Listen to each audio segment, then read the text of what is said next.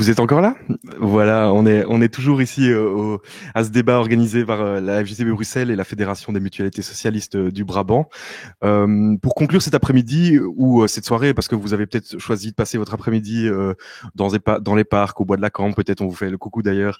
Euh, Peut-être que pour conclure cet après-midi, on a Estelle Keulemans, qui est secrétaire générale de la FGTB Bruxelles, et Hans Eindels, qui lui est secrétaire général de la Fédération des mutualités socialistes du Brabant. Alors, l'année passée, on a été contraint d'annuler les festivités du 1er mai, qui étaient normalement prévues au Mont des Arts, puisqu'il y avait les travaux du métro à la place Roupe et à l'avenue Stalingrad. On se retrouve un an plus tard, on est là en ligne, mais il n'y a toujours pas de fête possible. Euh, voilà, cet après-midi, on l'a résolument tourné vers l'avenir, mais moi, j'ai quand même envie de vous demander de tirer le bilan de l'année qui vient de s'écouler dans vos organisations respectives. On va peut-être commencer avec toi, Hans. Merci Fabien. Bon, il y a de multiples constats, évidemment. Je vais en prendre deux qui me semblent être des constats d'une importance majeure. De un, en fait, un phénomène de report des soins, pas pour des raisons de la Covid, mais pour des raisons financières. Je m'explique là-dessus. Depuis 5 ans, les mutualités socialistes mènent chaque année en fait une enquête auprès d'un bon millier de personnes, pour savoir est-ce que finalement, dans le courant de l'année écoulée, est-ce que vous avez reporté au moins un soin pour des raisons financières. Alors en 2015, 36% des répondants ont dit oui, nous avons effectivement reporté un soin pour des raisons financières. Et sur 5 ans, en fait, on est passé en 2020 à déjà 47% des répondants qui effectivement affirment qu'il y a eu un report ou même parfois en fait un renoncement. Ce phénomène doit nous interpeller parce qu'il grimpe, mais aussi, et ça c'est un constat qui est assez récent, en fait il s'est posé en 2019, répété en 2020, c'est que de plus en plus en fait de personnes appartenant à ce qu'on appelle en fait les classes moyennes reportent également des soins. Donc ceci est à suivre parce que nous pensons qu'en fait le report des soins est quand même un indicateur pour en fait vous exprimer sur la performance de votre système des soins de santé. Alors, il n'y a rien en fait qui doit nous étonner et tout se tient toujours dans les motifs ou les prestations que l'on reporte. En fait, on retrouve les soins dentaires et aussi tout ce qui est en phase avec la santé mentale. Alors, pour les prestations de dentisterie, ceux qui ont, par exemple, des enfants, le savent qu'en fait, pour pas mal de prestations, la quote-part qui reste à charge du patient, qu'elle est relativement élevée. Donc, on peut facilement comprendre que dans ce genre de soins, qu'il y a effectivement du report. Et deux, ça c'est un peu technique, mais au niveau des prestataires, des dentistes, en fait, il y a relativement peu de dentistes qui sont conventionnés, c'est-à-dire de dentistes qui adhèrent aux tarifs qui ont été en fait négociés au sein de l'INAMI entre les partenaires sociaux et les prestataires. Een tweede zorg die ook veel uitgesteld wordt, en dat is nog moeilijker te begrijpen, zeker in een periode van een pandemie, dat is uiteindelijk de geestelijke gezondheidszorg. Dus ik denk dat veel mensen te maken hebben gekregen in 2020 met werkloosheid, tijdelijk of misschien zelfs nog meer definitief. Dat betekent financiële problemen, bovenop het gebrek aan perspectief in het kader van de pandemie. Er zijn ook veel mensen geweest die een partner hebben gehad, die heeft geleden onder COVID. Ik denk dat dat ook ernstige mentale belasting heeft betekend. En dan is het toch wel zorgwekkend dat je moet vaststellen dat een groot deel van de bevolking ook die zorg heeft uitgesteld of er zelfs heeft van afgezien. Dus ik denk als we straks naar conclusies gaan, dat we dat zeker moeten onthouden, dat op het vlak van geestelijke gezondheidszorg, dat we echt moeten ijveren, dat er geen zware of hoge financiële drempels zijn om toegang te hebben tot die zorg. Naast het uitstellen van of het afzien van de zorg hebben we ook vastgesteld dat in periode van pandemie dat de burgers zich echt wel richten tot de mutualiteit. Wij worden echt erkend als een sociale actor. Wij hebben zeer veel vragen gekregen, telefonisch en bij mail, die COVID gerelateerd zijn. Sinds begin april heeft dat ook vaak te maken met de vraag: hoe staat het met mijn vaccinatiestatus? Dus de mensen hebben echt vertrouwen dat de mutualiteit hen op dat vlak ook juiste en passende informatie kan geven. En ik wil daar ook ondersteunen dat we hulp krijgen van de Brusselse regering, in die zin dat we binnen enkele weken zullen we ook starten met preventiemedewerkers die specifiek de opdracht hebben om individueel een telefonisch contact te leggen met onze leden van 65 jaar en ouder, die alleenstaand zijn en een beperkt inkomen hebben. En de bedoeling is dat die preventiemedewerkers dat die eigenlijk gaan identificeren wat is de nood aan zorg van die ouderen en hoe kunnen we die ouderen begeleiden dat hij of zij de zorg krijgt waar hij liefst aanspraak zou kunnen op maken. Estelle? Je pense que déjà le premier bilan que Hans vient de faire en ce qui concerne l'impact du Covid sur la société pour ce qui concerne l'optique des soins de santé, voilà, se marque globalement. Je veux dire, si on me demande le bilan de cette année écoulée, je veux dire compliqué, extrêmement compliqué. On va être clair, le Covid, il a bouleversé l'ensemble de la société au sens large et nos vies, même de manière générale. De confinement en déconfinement partiel, il a offert souvent et malheureusement à beaucoup peu de perspectives, et notamment à certains travailleurs. Je voudrais quand même avoir une pensée aujourd'hui, on a vu l'ORECA tout à l'heure, mais aussi les secteurs artistiques, qui n'ont effectivement pas toujours de vision claire pour savoir vers quel avenir nous allons. Ce virus microscopique nous a aussi quelque part ramené à notre vulnérabilité d'être humain. Je pense qu'il nous a aussi beaucoup fragilisés à beaucoup d'égards. On se pensait, si pas invincible, on est à une époque de transhumanisme. On est en train d'imprimer des organes en imprimante 3D, et puis soudain, effectivement, tout bascule et nos mondes mondialisés, interconnectés, effectivement, se trouvent particulièrement vulnérables, entraînant une crise sanitaire avec des conséquences très très lourdes. On le verra sans doute tout à l'heure, qui vont sans doute peser encore longtemps. Crise sanitaire prévisible, enfin peut-être pas si imprévisible que ça. Moi, j'espère aussi beaucoup que demain, nous n'aurons pas la mémoire courte pour oublier ce qui est en train de se produire depuis une année et les conséquences. Ce que ça a mis évidemment beaucoup en exergue, c'est des métiers dits essentiels, surtout féminins. On en a parlé tout à l'heure beaucoup avec Dominique. Voilà, soudain, on redécouvre que les femmes ont beaucoup travaillé, sont beaucoup investies, ont pris beaucoup de risques pendant cette crise, et pour pourvoir à des besoins qu'on considère comme essentiels, on les a souvent oubliés comme essentiels. Simplement le fait de se nourrir, d'avoir l'accès à la santé, d'avoir l'accès à l'éducation, de pouvoir se déplacer, et aussi tout simplement de prendre soin des plus fragiles, comme les âgés ou les personnes dépendantes.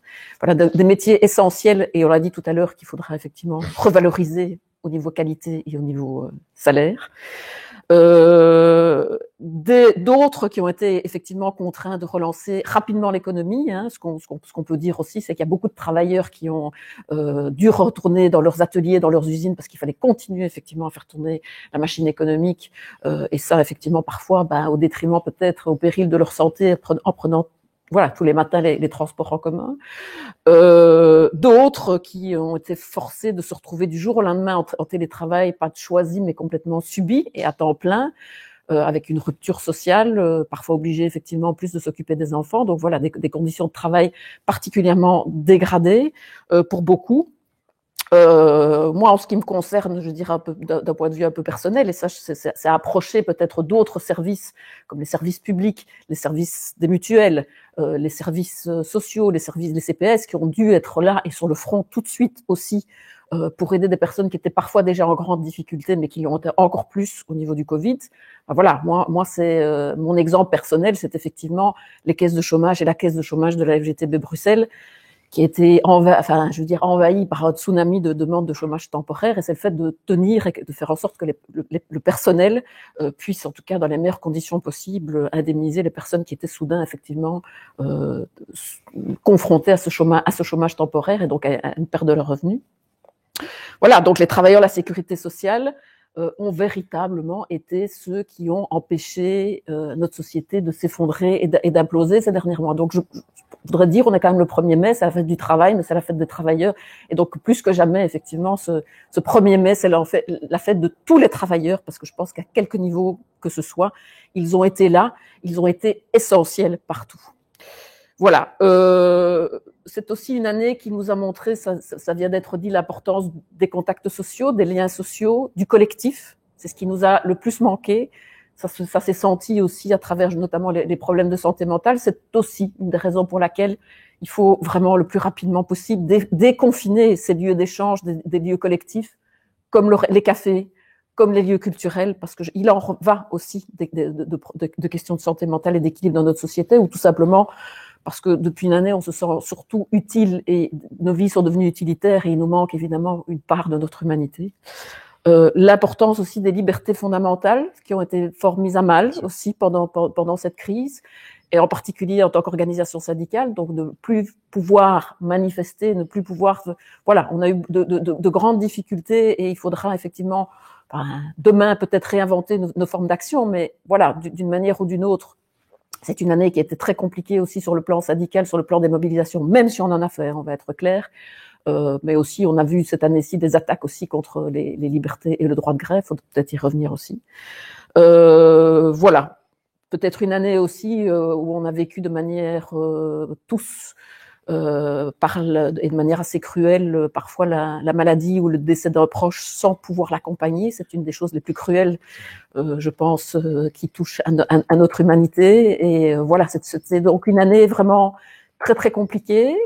Mais je crains que ce Covid cette année et les difficultés qu'on a vécues risquent en tout cas de se prolonger peut-être d'une autre manière dans l'avenir, et j'ai de grandes craintes par rapport à ça, mais bon, je vais peut-être y revenir en tout cas sur un autre point. Mais donc voilà, en tout cas un bilan compliqué, même si on a vu aussi beaucoup de solidarité, des travailleurs engagés, voilà, des éléments positifs aussi, mais malgré tout une année compliquée à vivre. Merci. Vous l'avez déjà un petit peu abordé dans vos premiers éléments de réponse, mais est-ce que selon vous, la crise, est-ce qu'elle a eu plus d'impact sur certains publics en particulier? Hans? Oui, Fabien, de manière générale, je crois que les mesures pour contrer l'épidémie impactent effectivement de manière différenciée les citoyens. Et cela dépend beaucoup, en fait, des conditions de vie de chacun. Je crois pouvoir, en fait, pour ce qui nous concerne, citer 3 catégories. Les personnes âgées, où là, clairement, on nous lance effectivement des signaux venant des collaborateurs de notre réseau associatif pour effectivement pointer que chez les seniors, les ressentis sont très importantes et cela est en partie quand même dû au manque d'activité physique culturelle qui, auparavant, était quand même en partie aussi organisée par notre mutualité. Et puis certainement, et j'aurais peut-être dû le dire en premier, le manque de contacts sociaux. Tout cela mène à une aggravation de la maladie. Et il y a certainement aussi la charge de l'isolement. Et puis je peux comprendre aussi en fait les angoisses en face de cette pandémie et le stress en fait d'être contaminé. Alors, dans le courant de l'après-midi, vous avez aussi eu un petit débat sur la jeunesse. Ik denk dat uiteraard terecht ook de jongeren onze aandacht verdienen. Ik denk dat het ook al aan bod is gekomen, dat die jongeren gestigmatiseerd worden voor een groot deel onterecht. Ik hoorde je zeggen, coucou, la boum. Maar dat moeten we misschien ook vermijden, omdat dat een verkeerd etiket kleeft op de jeugd. En laten we ons zeker niet aan voorbij gaan dat die jongeren al heel veel concessies hebben moeten doen in de laatste maanden, vooral op het vlak van hun sociale contacten, die voor een groot stuk afgebouwd zijn. We hebben ook gezien in voorgaande jaren dat we echt wel moeten vaststellen en mogen vaststellen, gelukkig, dat de jeugd ook zeer solidair geëngageerd is in onze samenleving. Denk aan de manifestaties die zij voor een heel groot deel ook gedragen hebben rond de klimaatacties. Wat we daar vandaag moeten tegenoverstellen, is dat we de jongeren een stem moeten kunnen geven hoe zij die pandemie beleven, wat hun frustraties zijn en wat hun verwachtingen zijn. En wat we willen doen vanuit de mutualiteit is via onze jeugdwerking die jongeren ook een stem bieden om dat te kunnen laten horen wat hun boodschappen zijn. Een derde categorie. En daar moeten we echt wel de woordvoerder zijn, samen met de kameraden van de vakbond. Dat zijn al die mensen, en dat zijn er spijtig genoeg ook velen, die in een précaire situatie leven. Je crois qu'en fait, les gens qui sont dans une situation de précarité, ils ont vraiment eu du mal pendant la période de la pandémie, et cela continue malheureusement, parce qu'en fait, pour avoir accès à un service de base, la plupart du temps, les guichets sont fermés, et puis en fait, on vous répond pour obtenir le service, trop souvent un peu, aller sur le site internet, mais malheureusement, une partie de la population n'a pas l'accès et n'a pas en fait des proches qui peuvent l'aider pour en fait obtenir le service dont il a besoin. Donc ça, c'est vraiment une question sur laquelle il faut qu'on se penche. Au niveau de notre mutualité, on a quand même assez vite retrouvé un accès contrôlé, un accès sur rendez-vous dans les agences. Insuffisant certainement, et donc on va tout doucement quand même arriver à ouvrir également un certain nombre d'agences en accès libre, donc sans passer par le rendez-vous, pour autant que les mesures sanitaires le permettent. On a aussi dû faire face à une surcharge au niveau de la téléphonie, et je pense que c'est pareil pour les services de la FGTB, malheureusement. En fait, on a fait du recrutement supplémentaire, mais je ne me fais pas d'illusions. La charge, tant qu'on est avec cette pandémie et qu'en fait, on n'a pas retrouvé notre modèle organisationnel du avant Covid au niveau de nos agences, on restera toujours avec une charge importante. Estelle, tu peux peut-être compléter la réponse d'Hans. Ja, maar dit crisis heeft veel publiek geraakt. Hè. Veel mensen. Bijvoorbeeld, ik zal beginnen met de tijdelijke werkloosheid. In Brussel, bij ons, bij de KBVV Brussel, we hebben bijvoorbeeld in april 2020 meer dan 40.000 mensen proberen zo vlug mogelijk te betalen voor tijdelijke werkloosheid. Voor een eerste keer, wat we hebben gezien ook, is dat de mensen van openbare dienst zijn ook naar het tijdelijke werkloosheidssysteem verstuurd. Dat was ook de eerste keer een beetje. Tijdelijke werkloosheid, dat wil zeggen ook een verlies aan inkomsten. Tussen 24 en 30%. En dat is veel voor veel mensen. We hebben ook gezien bij de vrouwen, bij dit rapport van Equal Brussel, dat de vrouwen hebben gemiddeld €131 minder gekregen dan de mannen. Dat is ook echt problématique.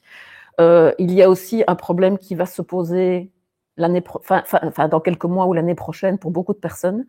C'est-à-dire que nous n'avons pas obtenu, malgré des revendications importantes, un précompte libératoire sur ce chômage temporaire. Ça veut dire que, et donc contrairement aux indépendants, c'est-à-dire que le droit passerelle par contre des indépendants à lui bénéficier ou bénéficie de ce précompte libératoire, ça signifie quoi? Ça signifie tout simplement que les personnes qui ont cumulé surtout des périodes de travail avec des périodes de chômage temporaire vont à un moment donné avoir, lorsqu'ils vont recevoir leur avertissement extrait drôle, risquent de recevoir effectivement en tout cas un engagement fiscal, un enrôlement fiscal et devoir payer 1 000, 2 000, voire 3 000 € en termes de fiscalité. Donc, autant vous dire que pour les personnes, en tout cas les publics qui sont les nôtres, ça va être quelque chose ça va être un drame. Voilà, on a essayé d'avertir les uns les autres, on a essayé d'obtenir ça n'a pas été possible. Ce qu'on a vu aussi dans le cadre du chômage temporaire, ce sont des licenciements abusifs. C'est-à-dire qu'il y a des employeurs qui utilisaient purement et simplement le chômage temporaire pour licencier des travailleurs sans devoir payer des indemnités de licenciement, puisqu'on était dans un régime spécifique avec le corona de force majeure. Alors, autre aspect aussi, mais qui durera peut-être sur le plus long terme, il y a des impacts en tout cas, qu'on craint, c'est des conditions de travail dégradées. Donc d'abord, on l'a vu en termes de risque de santé, de stress et autres au travail, certainement en tout cas pour aussi les travailleurs en télétravail, mais aussi vraiment, on craint de plus en plus qu'il y aura un risque de précarisation des emplois. Je m'explique. On a déjà observé à Bruxelles que de plus en plus de jeunes étaient confrontés à des offres d'emploi. En tout cas, pour eux, l'accès à l'emploi, ça se faisait effectivement via l'intérim, en tout cas des contrats à durée très très déterminée, notamment entre 2013 et 2017. Les jeunes de moins de 25 ans, donc qui étaient en contrat à durée déterminée, sont passés de 36% à 56%, donc c'était déjà une explosion effectivement de cette précarité pour ces jeunes. Eh bien, je crains que demain et après la crise, et on le voit aussi quand je me promène dans la ville, je vois principalement des jeunes sur des motos, des mobylettes, dans des Uber Eats. Enfin voilà, de grosses craintes en tout cas sur une dégradation des conditions de travail, mais aussi une précarisation de l'emploi. Des pertes d'emploi. Alors pour le moment, on ne les perçoit pas encore énormément, puisque on sait qu'on est toujours dans un régime de chômage temporaire particulier. À Bruxelles, d'ailleurs, au niveau de la FGTB Bruxelles, tout seul, le mois dernier, on payait encore 19 000 personnes en chômage temporaire, alors pas temps plein toujours. Et donc, ça montre encore qu'effectivement, ces systèmes un petit peu de sauvegarde de l'emploi fonctionnent. Mais la crainte, c'est qu'à un moment donné, quand ces régimes-là vont trouver leur fin, eh bien, c'est qu'on va se trouver confronté à beaucoup plus de faillites, beaucoup plus de pertes d'emplois qui ne seront plus temporaires, mais définitives à ce moment-là. C'est l'exemple. Il y aurait eu, soi-disant, l'année dernière, en 2020, moins 30% de faillites, ce qui est le cas. Mais ce qui montre bien qu'on est un peu dans une période intermédiaire, mais que demain, les faillites ou les restructurations risquent de s'enchaîner et qu'il risque d'avoir un effet domino. Il y a toujours un effet retard. On a déjà vu ça dans la crise de 2008. C'est pas un effet qui tombe bouffe comme ça, mais donc on a souvent un effet domino. On l'a dit tout à l'heure, déjà 4100 emplois perdus pour les femmes. Un chômage des jeunes qui a déjà augmenté. Donc voilà, il y a vraiment des grosses craintes. Moi, j'ai pas de boule de cristal pour savoir effectivement combien de personnes vont basculer d'une perte d'emploi ou d'un chômage temporaire vers une perte d'emploi plus définitive. Mais vraiment, je pense qu'on va être confronté à un chômage massif assez rapidement. Il y a un autre impact dont je voudrais vraiment parler, un autre aspect dont je voudrais vraiment parler, c'est l'impact du télétravail. Parce que je pense qu'on en néglige encore trop fort aujourd'hui l'impact sur le long terme. Alors ici, c'est pas une analyse critique ni un jugement de valeur par rapport au télétravail qui peut avoir des aspects positifs comme des aspects négatifs, mais c'est surtout de voir à quel point il va affecter l'emploi à Bruxelles ou même tout simplement Bruxelles en particulier. On l'a dit tout à l'heure pour l'Horeca, pour l'Interland, mais voilà. Juste un exemple aussi pour ceux qui douteraient que c'est particulièrement un phénomène bruxellois. Eh bien, selon le SPF Économie, les travailleurs bruxellois, donc je suis sur ceux qui travaillent à Bruxelles, même s'ils viennent d'autres régions. Donc, avant la crise 2019, on avait déjà effectivement 30% des travailleurs bruxellois qui étaient déjà en télétravail. 1 jour, 2 jours, voilà. Pendant la crise, et avant même que le télétravail soit vraiment encore obligatoire, parce que c'est surtout arrivé avec le début de cette année-ci, on est passé à un taux de 50%, à 48% à Bruxelles. Donc, presque 50% des travailleurs bruxellois étaient en télétravail. Pour la Flandre, on était à 25%, pour la Wallonie, à 22%. Donc, ça montre bien, effectivement, l'ampleur de ce phénomène. Autre aspect, c'est qu'on a vu certaines catégories de travailleurs qui, avant, n'avaient pas accès au télétravail, par exemple le personnel administratif, passer en télétravail. Donc, ça ouvre encore plus demain des opportunités, parce que pour le moment, le télétravail est obligatoire, mais demain, la question, c'est de voir comment il va s'ancrer durablement. Et c'est évidemment notre grosse crainte. Donc, on voit toute une série d'autres catégories de travailleurs qui, jusqu'ici, on se disait, voilà, une secrétaire, ça ne se met pas en télétravail. Eh bien, si. Et donc, on voit aussi, effectivement, que des catégories entières vont basculer dans le télétravail. L'autre aspect, c'est l'effet de volume. C'est-à-dire que, avant, on était en télétravail 1-2 jours par mois, 1 jour par semaine, mais demain, et c'est ce qu'on entend de plus, on entend que la Commission européenne va mettre l'ensemble de son personnel 40 à 60% de son temps en télétravail. Mutualité, je pense aussi, vont le faire. Donc voilà, de plus en plus, effectivement, d'employeurs ont compris, effectivement, l'économie qui est faite, la flexibilité que ça peut apporter, et puis parce qu'on a basculé dans autre chose. Et donc voilà, on sent qu'effectivement, on va se retrouver effectivement à Bruxelles avec un impact important. Alors pourquoi un impact important? D'abord, évidemment, ça va changer la manière de travailler. Il y a des aspects sur les conditions de travail des travailleurs, mais bon, ça c'est plus au niveau fédéral. Moi, si je regarde le niveau bruxellois, qui est le mien, sur lequel je travaille particulièrement, c'est que notamment, on le voit déjà ici, il y a des tours entières qui sont vides. Il y a toute une économie locale qui n'existe plus. Ça veut dire aussi un impact sur beaucoup de travailleurs, puisque Bruxelles, on sait, est une ville de services aux entreprises, et donc ça veut dire tout le service, tout le secteur Horeca, le catering, tout le secteur effectivement du nettoyage, du gardiennage, des emplois qui sont particulièrement d'ailleurs des emplois bruxellois, donc de bruxellois, et donc moins de nafteurs. Donc voilà, on va avoir vraiment. Et donc, il faut vraiment se préoccuper de cet aspect-là. L'autre aspect, c'était même l'Écho, d'ailleurs, cette semaine, qui parlait de risque de désertification. Donc voilà, je pense que vraiment à Bruxelles, il y a un phénomène particulièrement inquiétant. La perte du tourisme d'affaires, ça a été dit aussi, au niveau de l'Horeca, qui risque de se perdurer, puisque c'est tellement plus facile de se réunir derrière un écran. En tout cas, c'est beaucoup moins cher aussi. Donc voilà, je pense qu'il y a toute une série d'aspects dont il va falloir tenir compte. Puis le dernier point, c'est de dire, là je vais rebondir un petit peu sur ce que Hans a dit, c'est l'augmentation des précarités. Nous, on a vu aussi beaucoup de travailleurs passer complètement à travers les mailles du filet, c'est-à-dire n'avoir droit ni au droit passerelle, ni au chômage temporaire, ni à aucune allocation. Et donc parfois rien du tout, d'ailleurs pour ceux qui étaient en noir, comme les travailleurs sans papier, ne même pas pouvoir se retourner vers le CPS. Ça a été dit par Hans aussi, ça se voit déjà dans le report de soins.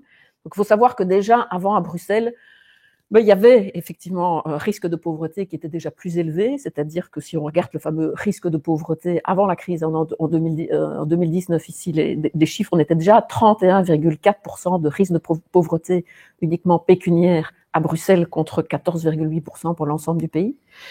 On a vu pour l'ensemble de la Belgique plus de 50 000 personnes aller s'inscrire au CPAS, une proportion plus importante à Bruxelles. Et puis surtout pour demander, non pas des compléments ou des aides particulières en plus d'un revenu, mais pour demander ce qu'on appelle le revenu d'intégration plein. Et donc ça veut dire que c'était des personnes qui avaient déjà des revenus précaires et qui basculent complètement effectivement au niveau du CPS. Beaucoup de jeunes, 60% des nouvelles demandes effectivement concernent des personnes entre 20 et 30 ans. Et beaucoup de femmes qui sont 2 fois plus à risque de pauvreté. Donc voilà, une de nos préoccupations vraiment très très fortes, c'est que aujourd'hui, mais demain aussi, cette crise va avoir un effet d'accroissement des inégalités, de précarisation, et en particulier pour les femmes et les jeunes. Merci. On va certainement dépasser la demi-heure de temps qui nous est imparti, mais je pense qu'on va quand même rester parce que les éléments que vous nous donnez sont très importants et très intéressants. Moi, j'ai envie de poser une question encore une fois. Dans vos fonctions de secrétaire général, vous êtes amené à gérer et à résoudre pas mal de problèmes, notamment durant cette crise sanitaire. Vous êtes aussi amené à avoir accès à des informations peut-être que nous, peut-être que le grand public n'a pas accès. Avec le recul tout relatif qu'on peut avoir à l'heure actuelle, quel regard vous portez sur la gestion de la crise sanitaire et particulièrement à Bruxelles? Het zal een open deur intrappen zijn, om de vaststelling te doen, waarschijnlijk samen met de collega, dat de bevoegdheidsverdelingen rond de materies volksgezondheid, dat inderdaad toch wel in het beheer van deze crisis duidelijk heeft aangetoond dat er marge is om dat te gaan verbeteren. Gezondheid is een bevoegdheid die voor een groot stuk is dat nog altijd federaal. Maar een aantal onderdelen van de bevoegdheden gezondheid zijn intussen toegewezen aan de gemeenschappen en de gewesten. En in Brussel betekent dat heel concreet dat je naast het federale gezondheidsbeleid heb je te maken met, ik ga ze even opsommen, met de bevoegdheden die uitgeoefend worden door de gemeenschappelijke gemeenschapscommissie, une autre partie par la communauté française. Een deel door de Vlaamse gemeenschapscommissie en dan ook nog eens een deel door de diensten van Iris Care en het Verenigd College. Bon, dat heeft een impact gehad op de manier dat er gewerkt is rond het beheer van de crisis. En men had op sommige vlakken inderdaad met een betere coördinatie waarschijnlijk een stukje coherenter kunnen zijn. Ik denk dat we daar moeten over nadenken. We moeten niet zoeken naar schuldigen, daarover gaat het niet, maar zoeken naar hoe kunnen we komen tot een betere synergie tussen die verschillende bevoegdheidsniveaus. En we kunnen daar ook in lukken. We hebben het afgelopen jaar een voorbeeld van een gelukte samenwerking tussen de diensten van de gemeenschappelijke gemeenschapscommissie en Iris Care zijnde het Brusselse RISIF rond een nieuw project eigenlijk om psychiatrische zorg te kunnen verlenen aan mensen in een thuissituatie. Donc, c'est un projet qu'on a pleinement réussi et je pense qu'en fait, il faut en tirer des enseignements que pour après, en fait, on trouve quand même une articulation un peu plus efficace entre toutes ces instances que j'ai citées. Alors, il y a un deuxième constat que je partage avec vous, mais bon, il n'est pas typique à la région de Bruxelles, mais je pense que voilà, on est entre socialistes, on peut se le dire, qu'en fait, la pandémie a aussi pointé en fait un effet pervers de notre économie capitaliste. Ne pas avoir des stocks ou en avoir très peu, on a vu très vite et très tôt dans la pandémie vers quels résultats cela nous amène. Et donc, je crois qu'il faut agir au niveau politique. À nos yeux, un stock sanitaire, c'est un acte préventif, c'est un peu comme un contrat d'assurance incendie. Et d'ailleurs, pour donner aussi un argument à ceux qui défendent un autre modèle, quand vous devez acheter en urgence des grandes quantités, très vite, en fait, les prix flambent également. Donc, deux constats sur lesquels je pense qu'il faut réfléchir. Estelle? Sur la gestion sanitaire de la crise, Hans vient déjà de dire beaucoup. Le CETCA et la CGSP aussi tout à l'heure, sur les aspects soins de santé. Donc, je ne vais pas dire grand-chose. Je voudrais juste rebondir sur deux éléments. Le premier, effectivement, c'est la privatisation, en tout cas, de certains aspects de cette crise. Les vaccins, pour ne pas en parler. Donc, il faudra quand même, à un moment donné, aussi parler du fait que ces brevets doivent revenir dans le domaine public. C'est la plus grande crise mondiale qu'on a connue, en tout cas au niveau sanitaire. Moi, j'en ai pas connu d'autres depuis ma naissance et depuis le lendemain de la Seconde Guerre mondiale. Et on n'est pas fichu, à un moment donné, qu'effectivement, les firmes pharmaceutiques qui pourtant sont déjà, on va dire, une partie de l'économie qui vit déjà bien de notre système de sécurité sociale, je veux dire, avec les remboursements des soins de santé et autres.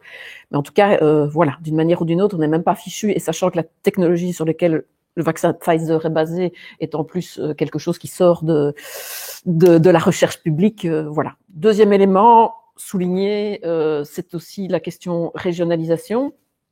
On voit Bruxelles a essayé de s'adapter au mieux à cette, parce qu'en fait, il faut savoir que cette crise est tombée alors que, voilà, on était en train d'absorber cette 6e réforme de l'État, sa complexité aussi, sa gestion au niveau soins de santé sur Bruxelles. Voilà, moi la question que j'ai envie de poser, c'est stop of vooruit, wat betreft een zesde staathervorming. Dat is duidelijk geschreven in het regeringsakkoord over de gezondheidszorg.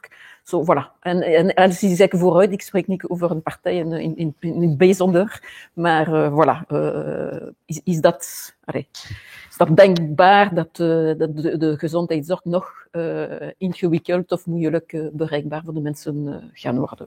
Mais bon. Sur les aspects socio-économiques, évidemment, au début, on s'est tous retrouvés dans l'urgence. Tout était très, très compliqué. On n'avait pas encore bien appréhendé, d'ailleurs, toute cette technologie, Zoom et autres, ou travail à distance, comme on le fait maintenant, malheureusement, quotidiennement. Donc, je comprends qu'au début, la concertation sociale, à Bruxelles notamment, a été très compliquée. On ne savait pas se réunir. On comprend peut-être que le gouvernement bruxellois, ça a été dit tout à l'heure, dans l'urgence aussi, a pris des mesures de soutien à l'économie, voilà, sans véritable concertation. C'est compréhensible. Moi, je dois vous dire aussi, les 3 premiers mois de cette crise, je les ai surtout passés dans mon bureau à la FGTB, à travailler avec les services chômage pour qu'on paye au plus vite nos affiliés, en tout cas les personnes qui étaient en chômage temporaire.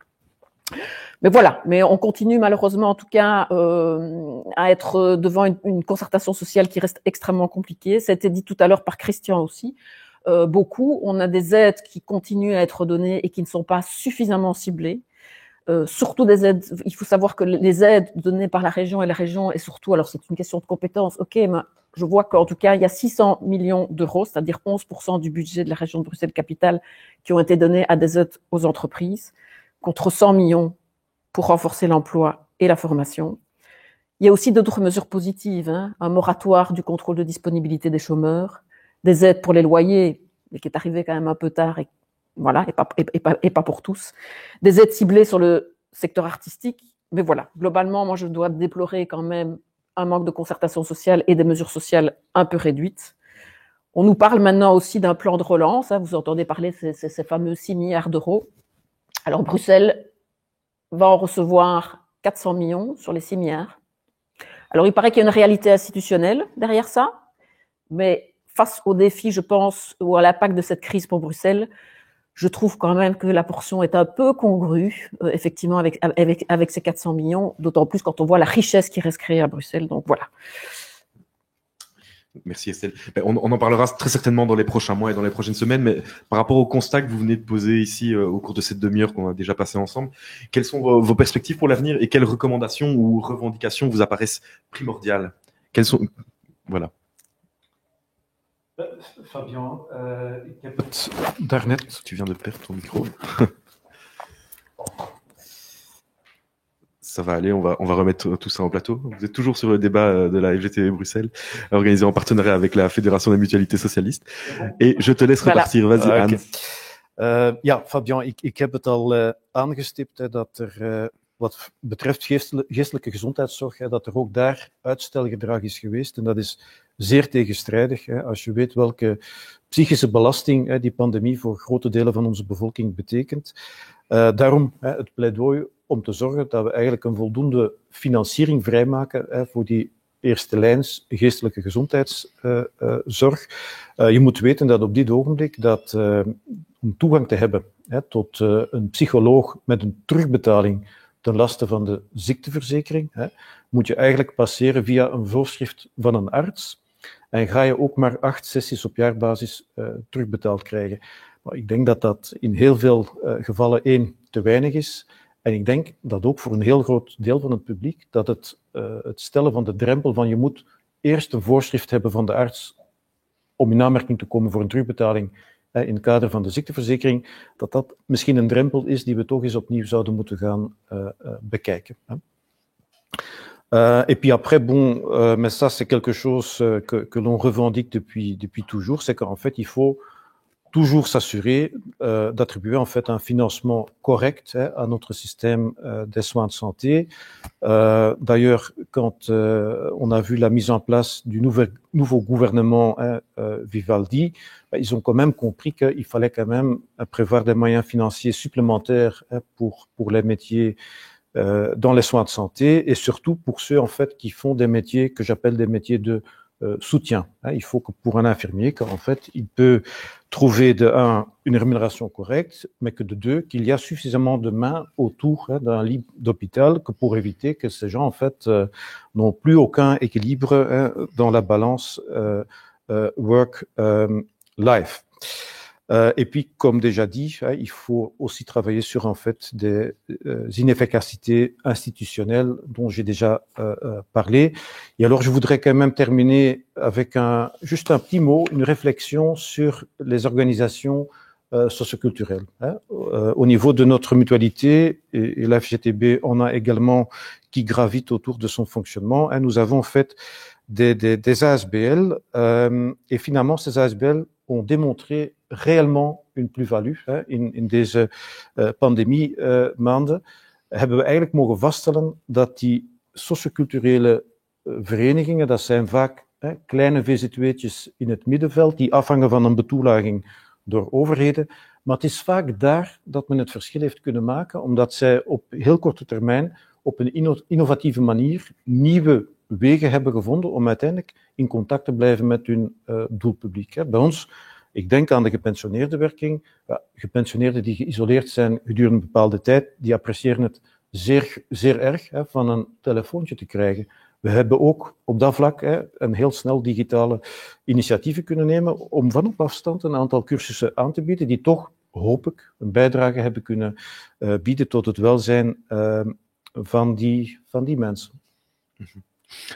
Estelle, Hans vient de nous donner son mot de conclusion, mais j'ai envie de me tourner vers toi. Est-ce que toi, quelles sont tes revendications, tes recommandations pour l'avenir, En tout cas, je partage totalement le constat de Hans, c'est de dire effectivement, on doit continuer à travailler, à faire ce travail de terrain, ça c'est clair, hein. Et certainement en tant que FGTB Bruxelles. D'ailleurs, nous réouvrons nos permanences au public ce mardi. Voilà, je le dis avec un grand soupir de soulagement parce que c'est dur pour tout le monde de ne pas avoir le contact, et en particulier parce qu'on sait qu'on a des publics qui sont plus fragiles. Voilà, même si on va organiser les choses de manière différente avec des rendez-vous, mais aussi un accueil du présentiel. Voilà, donc on doit effectivement continuer ce travail de terrain. Mais sinon, mon sentiment, moi, c'est que globalement, en tout cas au niveau des institutions et des autorités, on reste encore beaucoup trop dans la gestion de l'urgence. Il faut anticiper des défis. Voilà, il faut effectivement travailler à l'avenir, préparer l'avenir post-Covid en se préoccupant des risques sociaux. Il faut en tout cas assurer une relance, mais une relance qui soit véritablement sociale. Voilà, pas simplement économique, pas simplement sur des aspects environnementaux, même si ceux-ci sont évidemment très importants. C'est ce qu'on voit. On voit comment ça s'imprime surtout dans les plans de relance qui sont prévus. Mais il y a un fossé énorme qui risque de se creuser et l'accroissement des inégalités. Donc voilà, et particulièrement à Bruxelles, je l'ai déjà dit. Donc il faut vraiment renforcer les plans de relance par un volet social. Il faut soutenir beaucoup plus encore l'emploi et la formation. Donc comme on l'a dit, il y a beaucoup de personnes qui risquent de perdre leur emploi de manière un peu plus définitive. Donc il faut vraiment, mais que ceci soit de qualité, et c'est pour ça que la FGTB Bruxelles réclame un monitoring de la qualité de l'emploi. Avoir une approche aussi plus spécifiquement sectorielle, on le voit tout à l'heure, un secteur n'est pas l'autre, l'ORECA, donc il va vraiment falloir aussi travailler avec nous et avec nos secteurs en particulier pour connaître les besoins, pour investir effectivement dans ces efforts de formation, dans cet accompagnement spécifique, de terrain aussi. Les organisations syndicales et les syndicalistes de terrain connaissent ça mieux que n'importe qui. Il va falloir encadrer mieux aussi les restructurations et les ruptures de contrat. Christian ne l'a pas abordé tout à l'heure, mais on le voit déjà. Il y a beaucoup d'entreprises qui stoppent purement et simplement des contrats avec des sous-traitants sans prendre aucune responsabilité. Est-ce que c'est totalement logique? Voilà, on demande aussi des cellules de reconversion pour vraiment accompagner fortement les restructurations. Nous demandons vraiment urgemment une task force sur le télétravail. Voilà, pour en envisager l'impact. Alors, pas simplement pour en envisager l'impact, mais pour avoir des réponses, pour voir ce que ça nous offrirait, en tout cas aussi parfois en termes d'opportunités, comment il va falloir réagir face à l'impact de ce télétravail. Un plan de prévention et de lutte contre la précarité, parce qu'aujourd'hui, excusez-moi, mais le ministre Marron, il s'occupe uniquement de l'urgence sociale, mais je pense qu'il faudra vraiment travailler plus durablement, parce que renvoyer les gens vers les CPS qui font un boulot incroyable, ou les banques alimentaires, c'est pas une solution. Voilà, donc il faut vraiment travailler à la prévention de cette précarité. Il faudra aussi des plans spécifiques pour les femmes, ça a été dit tout à l'heure, Equal l'a montré, il y a un rapport qui est sorti, l'impact pour les femmes de cette crise. Comment s'appelle ce rapport d'ailleurs? Ça ne pourrait pas être pire pour l'égalité. Voilà, donc c'est quand même pas n'importe quoi. Les jeunes qui sont dans une forme de désespérance aujourd'hui, tant ceux qui étudient que ceux qui travaillent, ceux qui demain vont chercher un emploi. On sent que les risques de décrochage vont être de plus en plus importants, donc voilà, il faut vraiment mettre le paquet là-dessus. Et tu veux vraiment mon mot de la fin? Oui. Mon vrai mot de la fin, parce qu'on est quand même le 1er mai aussi. Oui. Mon vrai mot de la fin, c'est que, on le voit, il y a beaucoup de pain sur la planche. On est dans une année particulière où effectivement, on n'a pas pu fêter dignement le 1er mai comme on le voudrait. On croise très très fort les doigts. Ce sera peut-être pas place roupe parce qu'il y a d'importants travaux, mais ça fait partie de notre ADN aussi de fêter le 1er mai, de se retrouver. On a parlé de l'importance des liens sociaux et du collectif. Mais notre autre ADN, c'est aussi la lutte, l'engagement contre cette lutte sociale. Donc, plus que jamais, vraiment, on va devoir le faire tous ensemble, mutuelles, les partis qui nous accompagnent aussi. Voilà, nous, les associations de terrain. Donc, de plus en plus, on est dans des luttes aussi, dans des combats collectifs avec les associations de terrain. Donc, vraiment, c'est dans notre ADN. Bon, en même temps, je veux dire une chose. Des acquis sociaux, ça n'existe pas. Il y a des conquis sociaux. Il y a des combats qu'on mène, parfois on mène des victoires, mais c'est dans notre destin aussi de toujours effectivement être vigilant, et on le sera demain. Voilà, plus que jamais, en tout cas au niveau de la FGTB Bruxelles, parce qu'ensemble on est plus fort. Et donc voilà, c'était en tout cas le dernier mot que je voulais faire par rapport à ce 1er mai. Merci à tous, merci au PAC aussi de nous avoir accueillis aujourd'hui. Vraiment, c'était une fois de plus, ça montre bien aussi comment entre camarades, on est plus fort. Merci. Mais merci, je propose qu'on conclue l'après-midi là-dessus. Hein. C'est la fin de cette première fête du travail totalement en ligne. On va être honnête, on espère que ce sera la dernière et on espère vous réaccueillir dès l'année prochaine au Mont des Arts ou ailleurs et qu'on pourra profiter tous ensemble. Un immense merci effectivement au PAC et à ses équipes qui nous ont accueillis dans leurs locaux aujourd'hui. Merci à toute l'équipe technique qui était autour de ce débat. Donc Julie, Cyprien, Victor, Arnaud et Julien, Colline également et Cobb qui se trouvait également chez lui et qui vous a permis d'avoir accès à la traduction en néerlandais. Il me reste à vous souhaiter une excellente fête du travail 2021. Vous fixez rendez-vous pour l'année prochaine, pour une vraie fête cette fois, une fête où l'on aura l'occasion de se retrouver tous ensemble, parce que Estelle l'a rappelé tout à l'heure, c'est bien connu. Ensemble, on est plus fort. Samen sterk. Ja.